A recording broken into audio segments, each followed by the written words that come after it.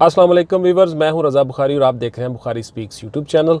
तो वीवर्स, इस चैनल पे मैं आपके लिए मुख्तलिफ service oriented, career oriented videos बनाता हूं, जिसमें मैं आपको बताता हूं कि आप किस तरह से उन जॉब्स में कामयाबी हासिल कर सकते हो। तो आज की मेरी वीडियो जी FIA के मतलब बहुत से आप लोगों के कमेंट्स आ रहे थे, FIA की भर्ती आने वाली है सर, हमें बता दें, प्लीज़ बता दें जी, असिस्टेंट डायरेक्टर हम कैसे बन सकते हैं FIA में।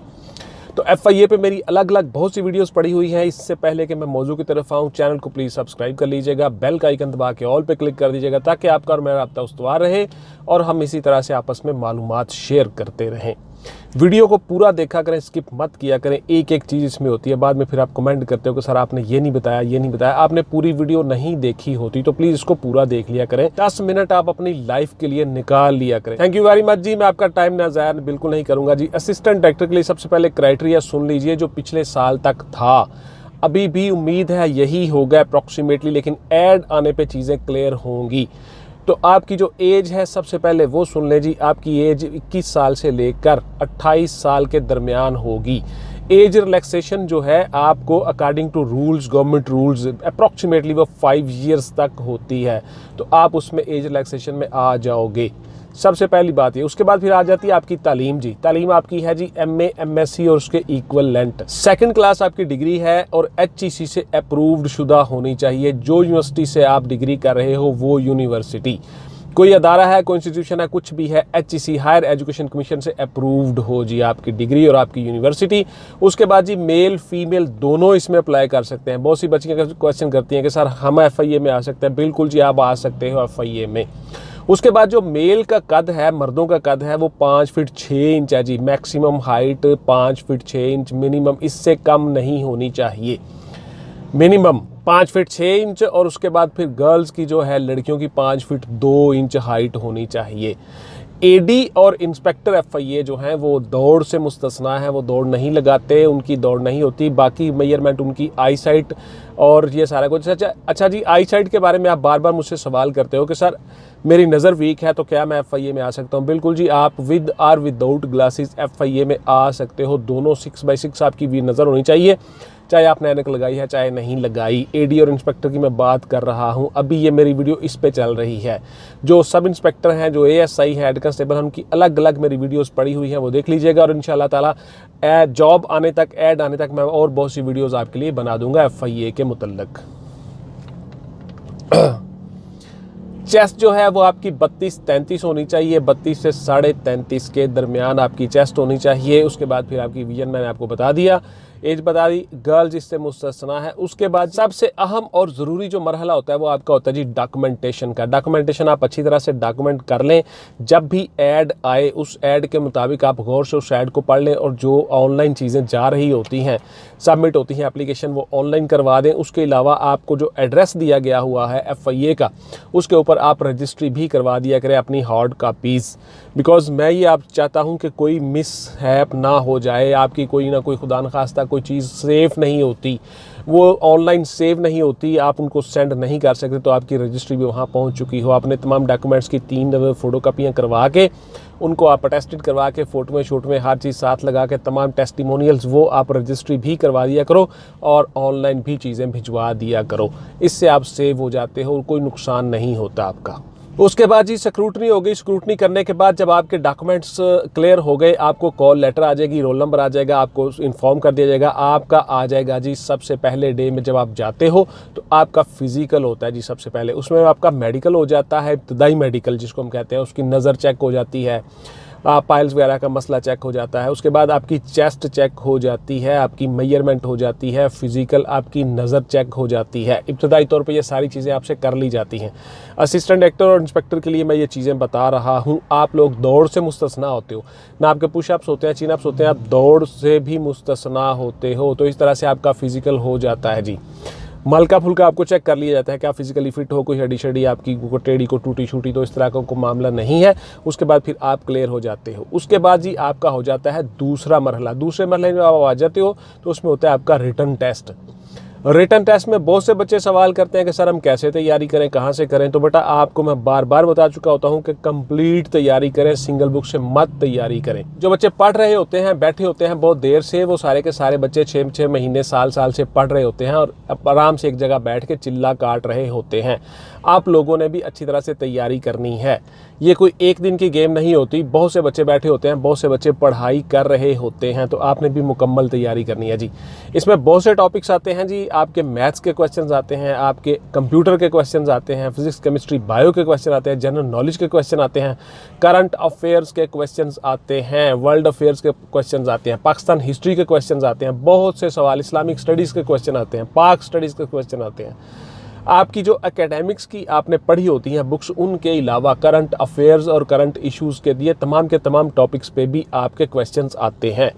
मल्टीपल चॉइस क्वेश्चंस हो सकते हैं, एक पेपर आपका और एक पेपर आपका डिस्क्रिप्टिव हो सकता है, जिसमें आपके लिए एसेज, कंप्रीहेंशन और ट्रांसलेशन हो सकते हैं। इंग्लिश ऐसे हो सकता है, उर्दू ऐसे हो सकता है। डिस्क्रिप्टिव टेस्ट 101 हो सकता है और एक हो सकता है मल्टीपल चॉइस क्वेश्चन, या दोनों मिक्स हो सकते हैं। आपका अप्रॉक्सीमेटली लास्ट ईयर तक आपके 2 पेपर होंगे अलग अलग से। गौर से सुन लें। और इस दफ़ा जो ऐड आएगी उस ऐड के मुताबिक फिर आइंदा चीज़ें होंगी। आप लोग हर वक्त तैयारी में रहा करो और जब ऐड आएगी, चाहे वो डिस्क्रिप्टिव हो चाहे वो MCQs हो, आप उसमें अप्लाई करके उसमें भर्ती हो सकते हो। तो इसलिए ऐड आने का इंतज़ार मत किया करें।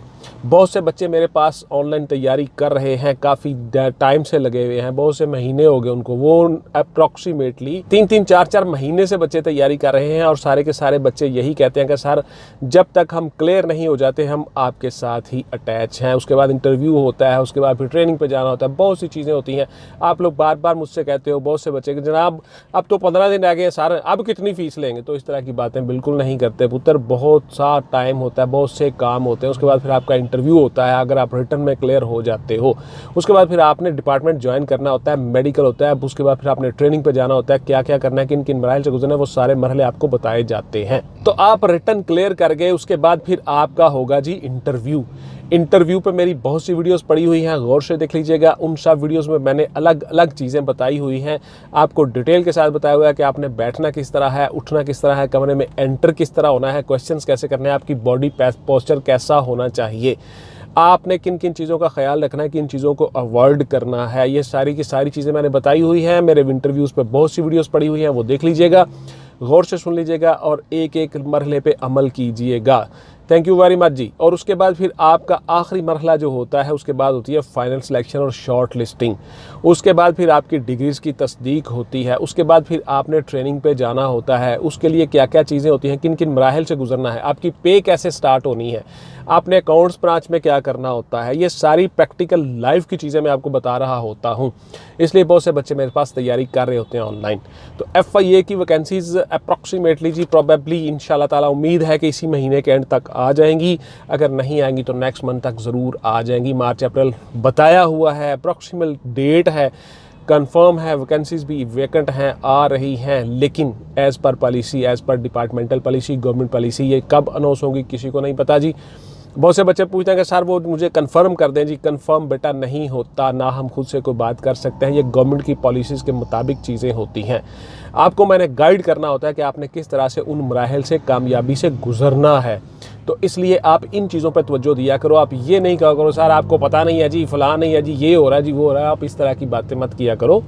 आपने सिर्फ तैयारी करनी होती है और मैंने आपको गाइड करना होता है कि आप किस किस तरह से ये चीज़ें कर सकते हो। उसके बाद फिर आपकी पोस्टिंग होती है। बहुत से बच्चे सवाल करते हैं कि सर हम साइबर क्राइम में कैसे जा सकते हैं, FIA में। तो बेटा जब आप इंडक्ट हो जाओगे तो फिर आपकी आगे अलग अलग से पोर्शंस होते हैं, डिपार्टमेंट्स होते हैं। किसी की साइबर क्राइम में ड्यूटी लग गई, किसी की एयरपोर्ट पे लग गई, किसी की इन्वेस्टिगेशन ब्रांच में लग गई, किसी की ऑपरेशन में लग गई, किसी की कंप्यूटर पे लग गई, किसी की कहीं पे लग गई, किसी की फॉरेन सर्विस में चले गए, वो फॉरेन ऑफिस में, कोई सुई गैस में कोई डिपार्टमेंट डील कर रहा है, कोई वापडा डील कर रहा है, कोई बैंक डील कर रहा है। तो ये अलग अलग जॉब डिस्क्रिप्शंस होती हैं। ये सीट्स पर मुनसर होता है कि आपको किस सीट पे लगाया गया है, आपको किस सीट के लिए ऑर्डर्स आपके हुए हैं। तो इस तरह से आपने वो को जाना होता है वो डायरेक्ट वहाँ पे उसी ब्रांच में भर्ती नहीं होती, भर्ती सिर्फ आप FIA में ही होते हो, फेडरल इन्वेस्टिगेशन एजेंसी।